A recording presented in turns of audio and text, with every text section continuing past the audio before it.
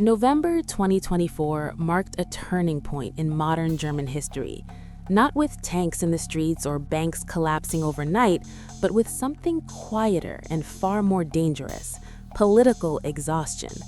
Germany's ruling coalition fell apart under the weight of economic stagnation, declining real wages, mounting immigration pressure, and a growing sense among ordinary citizens that the system no longer works for them. For decades, Germany had been seen as Europe's anchor, the country that paid the bills, stabilized the euro, and lectured its neighbors on fiscal discipline. Yet, by late 2024, Germany found itself among the worst-performing economies in Europe, doing better than only Finland and Estonia. Growth stalled, productivity flatlined, real living standards declined, and voters noticed. The political shock came swiftly. The right-wing AfD party, long dismissed as a protest movement, surged to a historic second-place finish in national results, not in one angry region, not in one protest vote, across the country. The message was unmistakable. Germans had reached their breaking point. So how did Europe's most powerful economy end up here? To understand Germany's crisis today, you must first understand how extraordinary its rise once was. After World War II, Germany was a nation in ruins, its cities flattened, its industry destroyed, its moral standing shattered. Few countries in history have fallen so completely, so publicly, and so catastrophically. Yet, from this devastation emerged one of the greatest economic recoveries ever recorded. Through aggressive deregulation, the introduction of the Deutschmark, and massive financial support from the Marshall Plan, Germany rebuilt itself with relentless focus. What followed became known as the Wirtschaftswunder, the economic miracle. Factories roared back to life. Infrastructure was rebuilt with precision. A culture of engineering excellence took root. Germany did not rebuild by consuming, it rebuilt by producing. And over time, that production became its national identity. Germany became the world's workshop. Its engineers mastered precision manufacturing. Its firms dominated global markets in automobiles, industrial machinery, chemicals, pharmaceuticals, and high-end manufacturing equipment. Made in Germany became synonymous with reliability, quality, and technical perfection.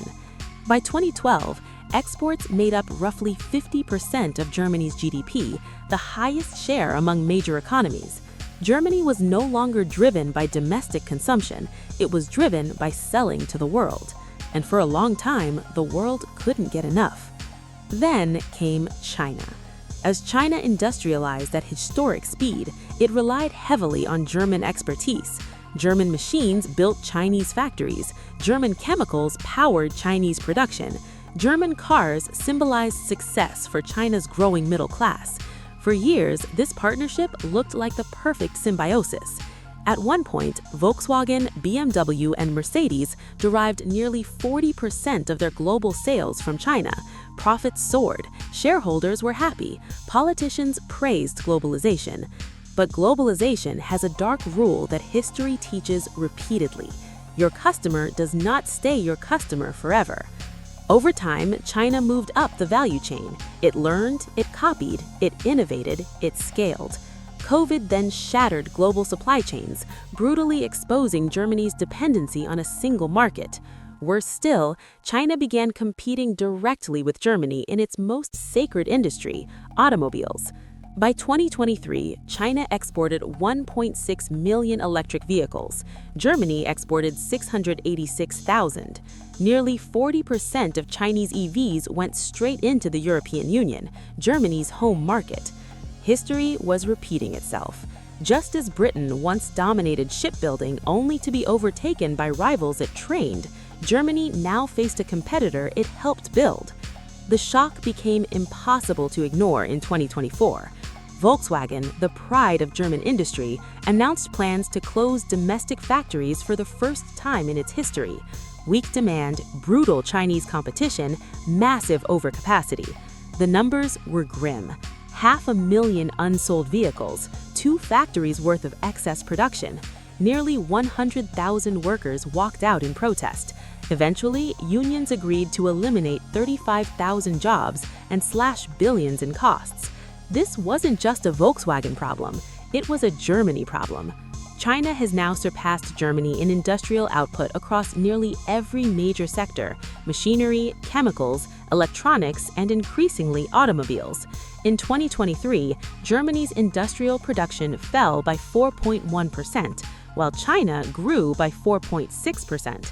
Demographics only make the picture darker. Germany's birth rate sits at 1.35, among the lowest on Earth. By 2030, nearly 1/4 of Germans will be over the age of 67. The workforce is shrinking by up to 400,000 people per year. An export-dependent economy cannot survive this arithmetic. But trade is only half the story. Germany also made a catastrophic energy gamble. For years, Germany bet its industrial future on cheap Russian gas. Nuclear and coal were phased out. Renewables were expanded aggressively, but not fast enough to replace baseload power. The assumption was simple: Russian gas would always be cheap, abundant, and politically safe. In 2011, nuclear power supplied 23% of Germany's electricity. Total production stood at 610 terawatt-hours, and electricity prices averaged about 25 cents per kilowatt-hour. After Fukushima, Germany shut nuclear plants almost entirely. To fill the gap, Germany doubled down on Russian gas and renewables. Production fell to 560 terawatt-hours. Prices jumped 28%. Most Germans tolerated it until Russia invaded Ukraine. Nord Stream was destroyed. Gas prices surged by 1,000% compared to 2020. Gas only accounted for about 15% of electricity generation, but it was critical for heavy industry, chemical plants, steel, manufacturing, the backbone of the export economy. The consequences were immediate. No company illustrates this better than BASF, the world's largest chemical producer. In a single year, its energy costs rose by 3.2 billion euros. BASF slashed spending in Germany, cut output, and made a devastating announcement. It would invest 10 billion euros in China instead. German policymakers had lost their own industrial crown jewel. Had Germany retained nuclear or coal capacity, this would not have happened. But by the time leaders realized the mistake, the damage was irreversible. Then came the wage spiral.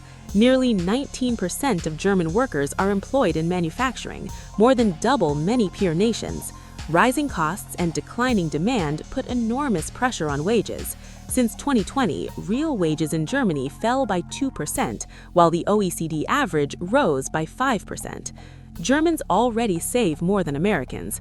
Now they're spending even less. Real consumer spending is barely higher than it was in 2015. Normally, governments would stimulate growth. Germany cannot because of the debt brake. Introduced in 2009, the debt brake caps structural deficits at 0.35% of GDP.